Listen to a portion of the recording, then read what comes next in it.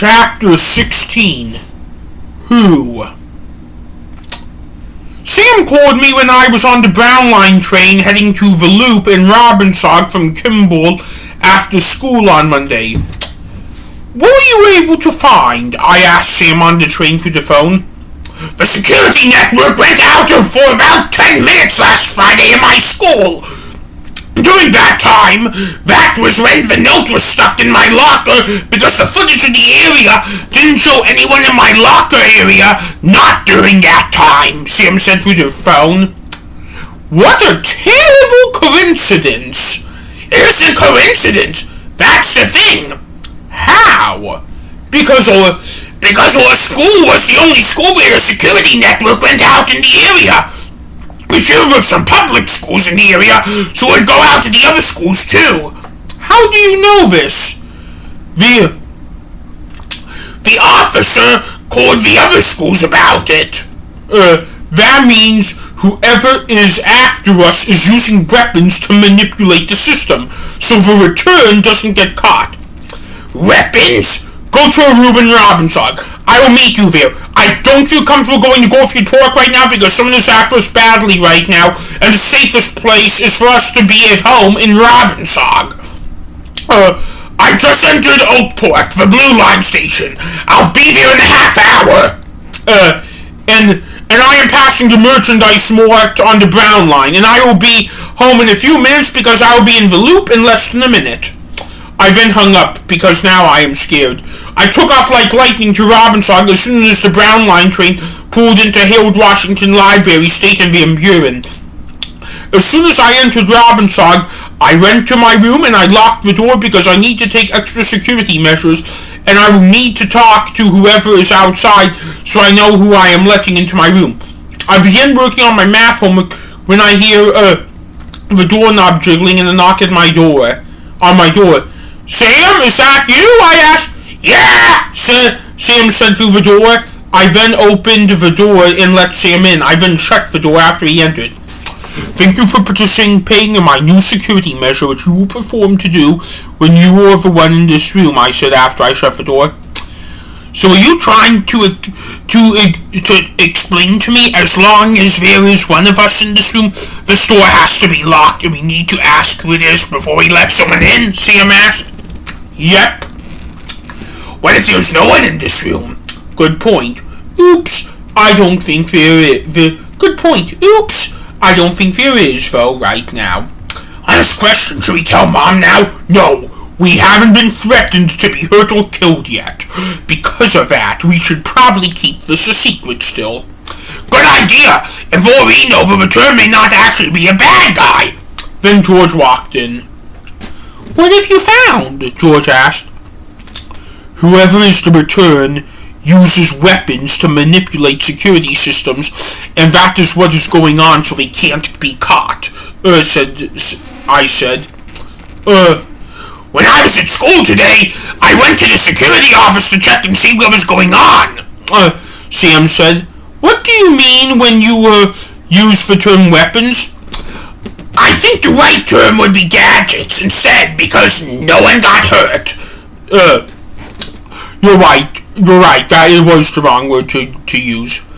Why does the return want to solve these riddles?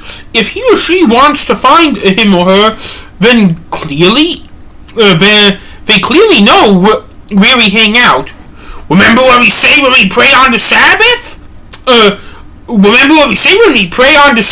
I asked George. There is so much, what is it? We worship God because we believe in the idea that everything happens for a reason, and God is the reason for autism, I answered to George. What does the Lord have to do with this? George asked. Either way, everything happens for a reason. That's why whoever the return is talking to us through riddles rather than coming up to us, I said. Let me ask you this. We really haven't been threatened yet. Do you think we were going to be? Sam asked. I go by the third times the charm policy, which means if we feel threatened the third time, we will think of the return as a threat, I said to Sam. Okay, said Sam. That's fair, I said. Just then we heard the door open. It was Mom who came home, and she went straight to her door and opened it. She seemed a little bit concerned. Sam, I got a phone call from the security department at your school. Did you say your locker was invaded? My mom asked. Sam was saying. Oh shit, I should have thought of this loophole. I was thinking to my head. Here was how the situation was going. My mom was focusing on Sam and nothing else. Sam was focusing on keeping the return a secret and nothing else. I was keeping a focus on this loophole of doom, and George... Wait, where is George? Bam! I heard, and it woke me out of my trance. Then I saw my mother collapse onto the ground. No, I said to George. Then I got up and went to my mom on the ground. Why not? I just saved what is going on from being exposed. Sam said, You only do that if I tell you to, and I will never tell you to do that on your mother, I said to George. That didn't answer the question, said George. You know your mother has mobility issues. A blow to the head like that could make things a lot worse.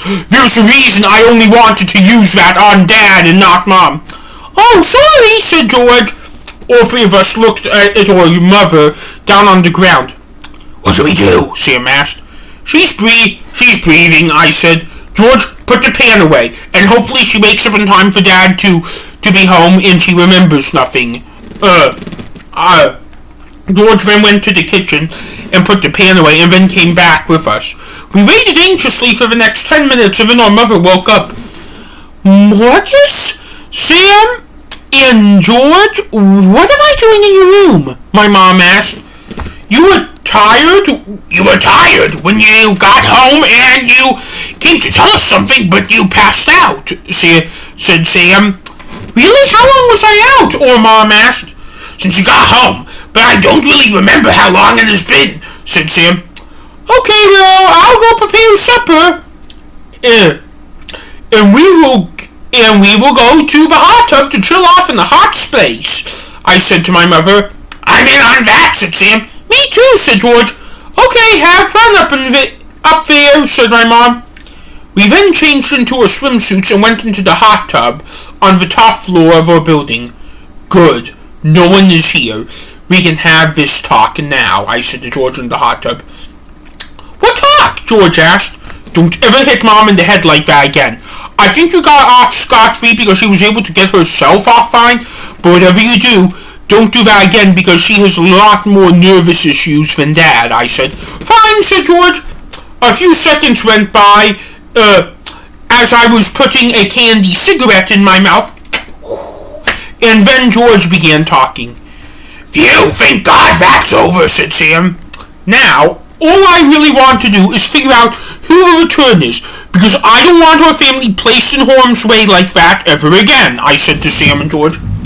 Maybe we should just relax in here, so that way we stop thinking about it, because it actually is stressing the shit out of me and I need a break from it, Sam offered.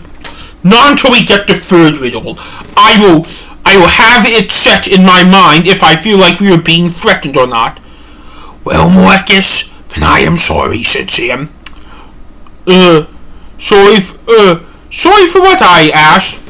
I think I'm leaving the hot tub. I need a break from you right now, said Sam. That's fine. But stay in the pool room where I can see you. That's a security measure I feel like I must take, I said. Fine, said Sam. Sam then left the hot tub and then George began talking to me. I'm scared, George said.